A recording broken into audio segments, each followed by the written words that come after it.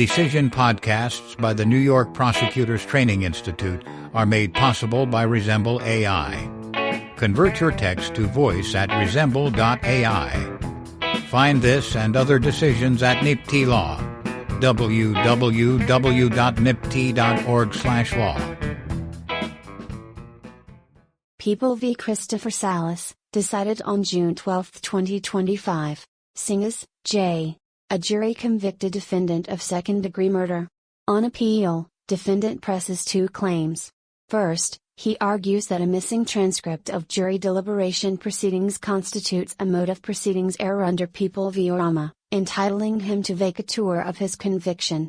Second, appealing the denial of his motion to vacate his conviction under CPL 440.10, he argues that his trial counsel was ineffective. We reject defendant's mode of proceedings claim, but hold that Supreme Court erred by summarily denying the CPL 440.10 motion without an evidentiary hearing. We therefore remit to Supreme Court for such a hearing to be held. 1.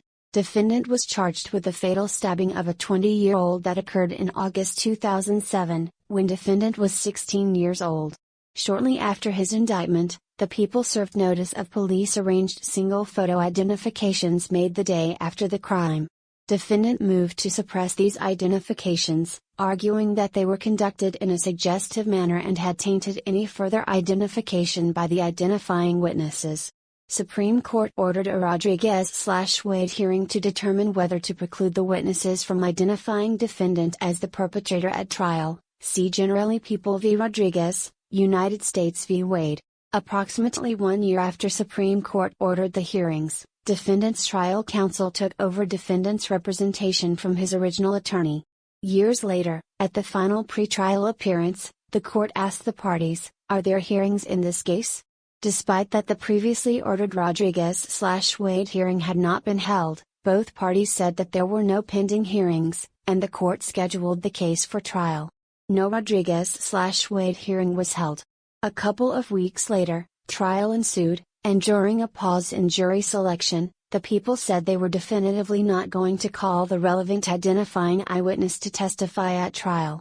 Unlike this eyewitness, the other eyewitnesses on the people's witness list were friends of the victim and did not contemporaneously identify defendant as the perpetrator. During opening statements, defense counsel argued to the jury that the eyewitnesses' identifications of defendant were unreliable, defendant's core theory of the case. On this point, defense counsel stated that there were no independent witnesses linking defendant to the commission of this crime, that the eyewitnesses did not know defendant prior to the day of the murder, that the only testifying eyewitnesses were friends of the deceased, and that there were no photographs shown to any witnesses. The people asserted that the latter comment was false, misled the jury, and opened the door to the introduction of rebuttal evidence. In response, defense counsel explained that the comment referred to the anticipated trial witnesses, who were not subjected to any pretrial identification procedures, and not to all the witnesses to the alleged crime. Alternatively, counsel argued that the people should be allowed to elicit in rebuttal only whether police showed a photograph of defendant, and that witnesses should not be allowed to testify that they had previously identified defendant. The court ruled that the people could ask a witness whether they identified defendant to police, but precluded them from mentioning any photos. The people later called the eyewitness who, as mentioned, the prosecutor had stated definitively would not be testifying. The prosecutor explained that after having no contact with the witness, the people had succeeded in contacting him. Defense counsel objected only to having limited time to investigate the witness's prior crimes for use on cross-examination. Counsel did not object to the witness being called or move for a mistrial on this basis, nor did he request a Rodriguez/Wade hearing. The witness recounted the stabbing and testified about his interactions with defendant before and on the day of the crime. From the stand, he identified defendant as the perpetrator. In accordance with Supreme Court's ruling, he told the jury that he identified defendant to police the day after the stabbing, but did not testify that he did so by photo. On cross-examination, defense counsel sought to impeach the witness by stressing that police had released him from custody only after he identified defendant. In doing so, counsel asked questions that revealed to the jury that the witness identified defendant by photo. Defense counsel also asked the witness a line of questions seemingly based on the incorrect premise that the witness's only statement to police was a written one that did not identify defendant. At sidebar, the people explained that the witness had in fact made two statements, the initial written one, and the subsequent photo identification. In response, defense counsel insisted that he had never seen the photo identification and stated that he would not have pursued this line of questioning if he had gotten that document before. Two other eyewitnesses testified for the people and identified defendant as the perpetrator. Both testified that they had close relationships with the victim, were with the victim immediately before and during the stabbing, and clearly saw defendant commit the crime. After summations and charge, deliberations began. The record contains 3 jury notes. The first note, signed by the jury foreperson and dated May 25, 2011, at 1:45 p.m., asked for materials relating to witness testimony. A section of this note labeled Court Use Only is filled in with information about the case. The second note, at issue here, is signed and dated May 25, 2011, at 3:20 p.m., and requested exhibits and testimony. This note's Court Use Only section is blank. The third note, signed and dated May 26, 2011, at 10:49 a.m., stated that the jury had reached a verdict. Its Court Use Only section is partially filled in. Defendant was convicted and directly appealed the judgment. But his direct appeal was long delayed by missing transcripts, including one that, by defendant's own description, would reflect how jury note 2 was handled. Eventually, a court reporter averred that the missing stenographic notes could not be located despite an extensive and diligent search, and that the court reporter's office was unable to provide the transcript at issue. The relevant transcript is clearly missing. The trial record from the afternoon of May 25, 2011 ends with the court responding to jury note 1 and sending the jury to resume deliberations, and the trial record from May 26, 2011 starts in the afternoon, with the jury already deliberating, when the court received jury note 3. 9.5 years after defendant's conviction and nearly 2 years after the court reporter averred that the transcript at issue was lost, defendant first moved for a reconstruction hearing, describing the missing transcript as key because it reflects the court's and counsel's handling of jury note 2. Defendant further stated that he has never been able to obtain the transcript regarding the handling of this jury note, and argued that a reconstruction hearing is needed to determine how the court handled jury note 2 and whether that gave rise to any appealable issues. Defendant simultaneously moved to vacate his conviction under CPL 440.10, arguing that his trial counsel was constitutionally ineffective. See CPL 440.10(1)(h). In support, he submitted an affirmation from trial counsel dated more than 9 years after the trial. Counsel recounted his recollection of the case, without having reviewed his office file. He did not recall the reasons for many of the decisions made during the trial. But he acknowledged that a Rodriguez/Wade hearing was ordered and never held, and he could think of no reason why he would waive that, or any hearing. Supreme Court issued an order summarily denying the CPL 440.10 motion, without holding an evidentiary hearing, and denying without prejudice defendant's motion for a reconstruction hearing. First, the court determined that counsel's failure to conduct a Rodriguez/Wade hearing, while troublesome, did not rise to ineffective assistance. The court further stated that counsel's comment to the jury that no photographs were shown to any witnesses opened the door to the people introducing rebuttal evidence, but Supreme Court concluded that defense counsel effectively argued to cure his error, and that the trial court protected defendant from any undue prejudice. Second, regarding reconstruction, the court agreed with defendant that the transcript record of the colloquy between the parties and the court as it pertains to jury note 2 is irretrievably lost.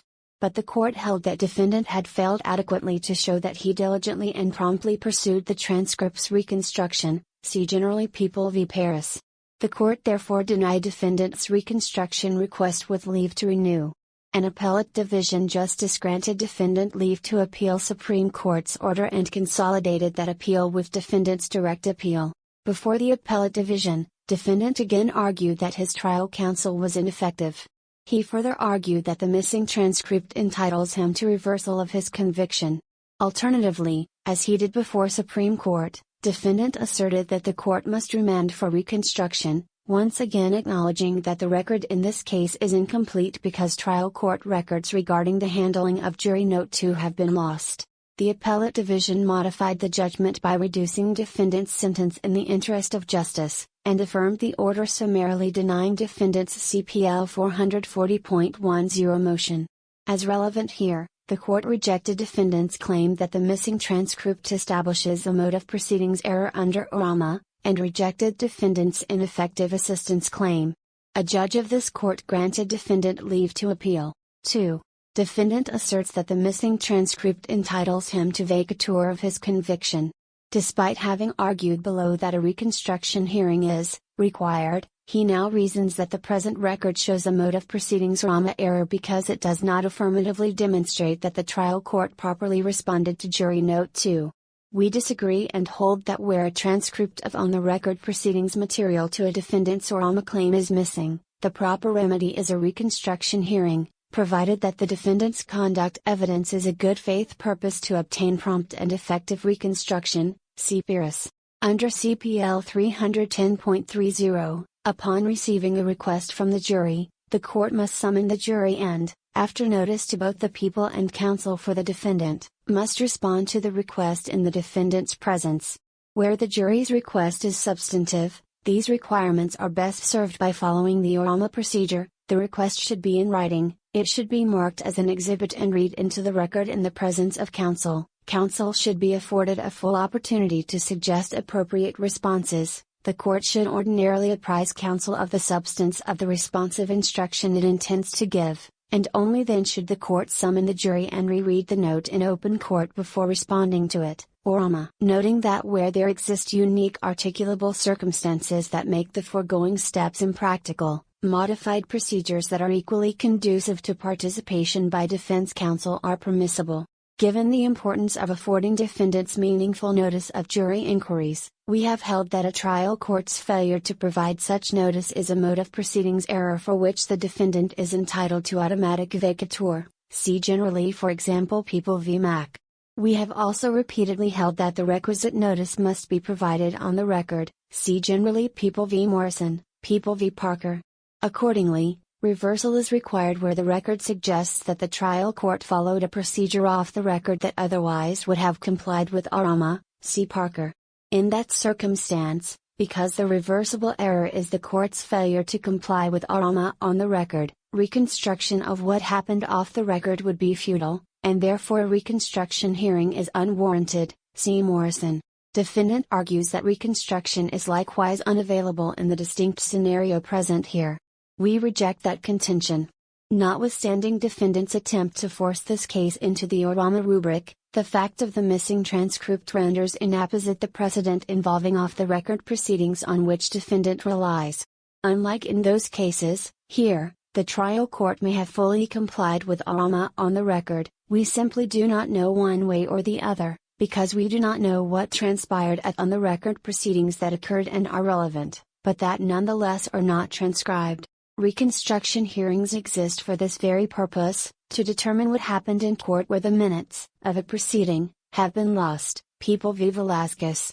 The reconstruction remedy reflects a presumption of regularity that attaches to judicial proceedings and may be overcome only by substantial evidence. In light of this presumption of regularity, we do not assume from a missing transcript alone that the court must have committed reversible error. On the contrary, a loss of reporter's minutes is rarely sufficient reason in itself for reversing a conviction. Paris, see People v. Harrison. The absence of a stenographic record does not, per se, require reversal of defendant's conviction. This reflects the common sense principle that if the record can be accurately reconstructed, no prejudice results from its loss. Harrison.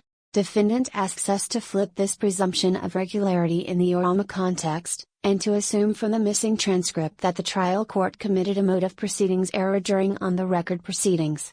We decline to apply this presumption of irregularity. Such a presumption would entitle defendants to vacatur of their convictions whenever a transcript of jury deliberation proceedings is lost, even where reconstruction could negate any prejudice and demonstrate that no error occurred. That anomalous and unjust result is neither compelled by our precedent nor warranted in service of Arama's animating goal to ensure that courts give defendants meaningful, on-the-record notice of jury inquiries.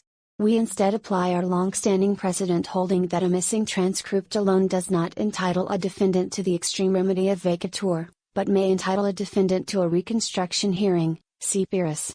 To be sure, if a defendant shows that they are entitled to a reconstruction hearing, and that the missing transcript at issue cannot be reconstructed, there must be a reversal, Harrison. But defendant has not made that showing. Thus, the missing transcript does not warrant reversing defendant's conviction. 3.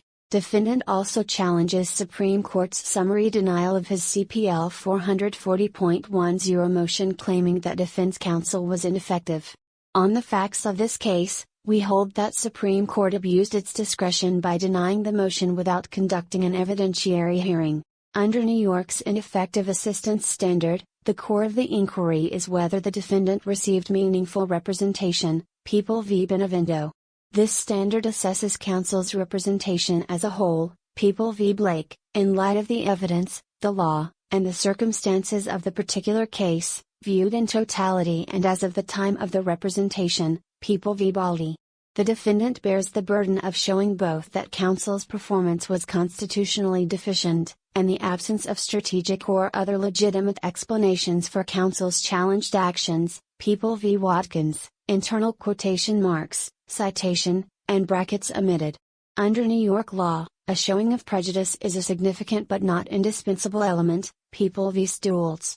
Meanwhile, under the federal ineffective assistance standard, the defendant must show that counsel's performance fell below the standard of reasonableness under prevailing professional norms, and must show a reasonable probability that, but for counsel's unprofessional errors, the result of the proceeding would have been different, Strickland v. Washington.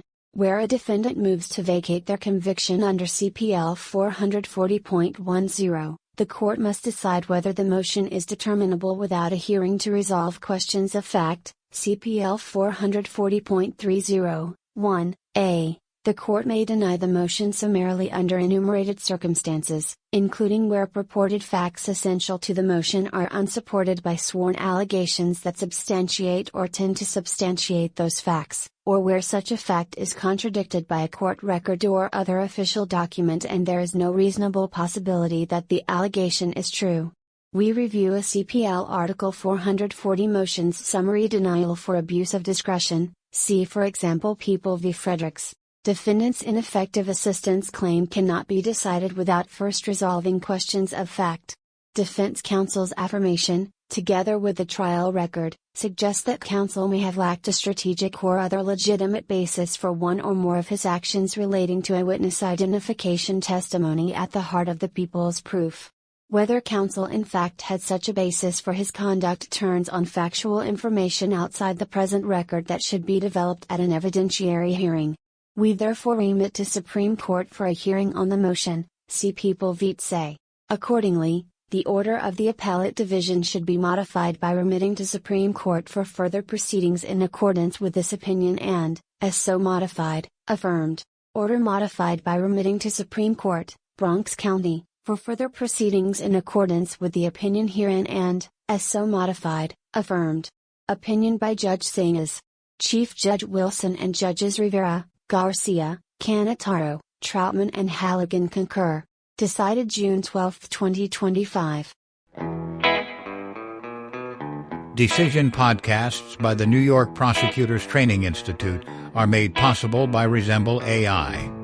Convert your text to voice at resemble.ai. Find this and other decisions at NYPTI Law. www.nypti.org/law